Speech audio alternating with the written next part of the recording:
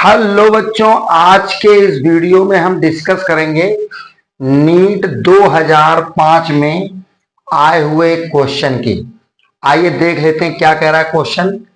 कह रहा है कि when a wire of uniform cross section capital A length L and resistance R is bent into a complete circle, then resistance between any two of diametrically opposite points will be। क्या मतलब हुआ इसका? इसका मतलब ये हुआ कि हमारे पास एक वायर है, उसकी लेंथ स्मॉल l है और area of cross section capital A है, रेजिस्टेंस R है। इस वायर को हमने कंप्लीटली सर्किल के रूप में मोड़ दिया है। अब आपसे कह रहा है कि जब मोड़ दिया है सर्कल के रूप में तो उसके डायमेट्रिकली दो अपोजिट पॉइंट आपको लेने हैं, उनके बीच में जो रेजिस्टेंस होगा वो कितना होगा। पहले आप मतलब समझिए। हमारे पास एक मान लीजिए ये वायर है, ठीक है। इसका एरिया ऑफ क्रॉस सेक्शन कितना है? कैपिटल ए है। बात समझ में आ रही है?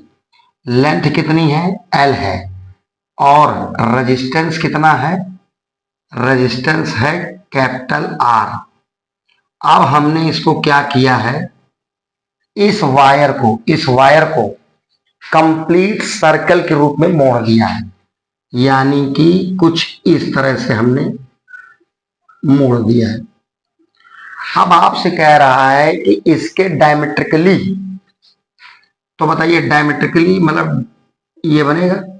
इसके डायमेट्रिकली आपको दो पॉइंट लेना है। मान लीजिए एक आपने कैपिटल ए ले लिया और एक कैपिटल बी ले लिया। आपको इन दो पॉइंट्स के अलोंग रेजिस्टेंस बताना है। आप ये बताओ, यही वाला लेंथ मुड़कर ये सर्कल बना है, तो आप इसके ऊपर कितना लेंथ ले सकते हैं? L/2। क्यों? L/2 ऊपर रहेगा, डायमेट्रिकली ऊपर, और डायमेट्रिकली नीचे कितना होगा? L/2। क्या आपने एक फार्मूला पढ़ रखा है? Rho equal RA/L। इसको इधर ले आओ। रो L इक्वल RA, ए को नीचे ले आओ। रो L upon A equal R, मतलब R इक्वल आ जाएगा रो L अपॉन A। आप हमें ये बताइए R का लेंथ के साथ कैसा रिलेशन है? प्रोपोर्शनल का। इसका मतलब है कि जो रेजिस्टेंस है वो लेंथ के प्रोपोर्शनल है।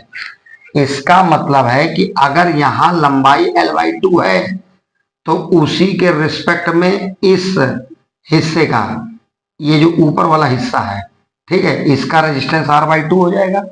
क्यों? क्योंकि resistance is directly proportional to length. उसी तरह से ये जो नीचे वाला हिस्सा है, इसके रिस्पेक्ट में रेजिस्टेंस कितना हो जाएगा? R/2। कुल मिला के आप मतलब समझे? मतलब ये है कि आपके पास ये दो पॉइंट हैं, ठीक है।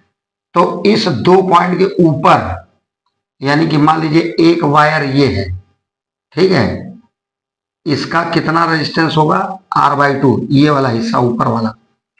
और इसके नीचे ये जो दूसरा हिस्सा आपका बनेगा R/2 का, ठीक है। और ये पॉइंट्स आपके रहेंगे A और B। बोलो, हमारे सीधे कहने का मतलब है कि इन दो पॉइंट के अलोंग टोटल रेजिस्टेंस कितना होगा। बताइए, ये और ये किस फॉर्म में है? पैरेलल फॉर्म में है। अब बताइए पैरेलल फॉर्म में फार्मूला क्या होता है? बताओ। फार्मूला होता है 1/RP equal 1/R1 plus 1/R2। ये हो जाएगा 1/RP इक्वल 1/R1। R1 की वैल्यू R/2। तो जब R/2 ऐसे रखो, ठीक है, क्या रखोगे यहाँ? R/2। बहुत बढ़िया। प्लस R2 वैल्यू भी R/2 है, तो यहां रखोगे R/2। बताओ यहां कितना जाएगा? ये आ जाएगा 1/RP इक्वल, ये 2 ऊपर पहुंच जाएगा, ये आ जाएगा 2/R प्लस ये 2 ऊपर पहुंच जाएगा 2/R यह आ जाएगा 1/RP इक्वल, नीचे नीचे आर बराबर है, ऊपर ऊपर ऐड कर दो। अच्छा, हमको 1/RP निकालना है कि आरपी निकालना है, क्योंकि ये पैरेलल फॉर्म में है तो टोटल होगा आरपी। तो आरपी की वैल्यू कितनी आ जाएगी भैया, ये ऊपर भाई इसको ऊपर कर दो, इसको ऊपर कर दो, तो ये आ जाएगी R/4। यानी कि जो पहले रेजिस्टेंस था उसका अब रेजिस्टेंस आ जाएगा R/4। कब? जब इस वायर को कंप्लीट सर्किल के रूप में मोड़ दोगे और उसके डायमेट्रिकली अगर 2 पॉइंट लोगे तो उन 2 पॉइंट्स के अलोंग जो नया रेजिस्टेंस होगा वो R/4 होगा। बताइए भाई कौन सा ऑप्शन सही है? Option number A. बच्चों, उम्मीद कर रहा हूं कि आपको ये न्यूमेरिकल बहुत अच्छे समझ में आ गया होगा। तो मिलते हैं नेक्स्ट वीडियो में इसी तरह के एक बहुत अच्छे क्वेश्चन के साथ। तब तक के लिए ऑल द बेस्ट।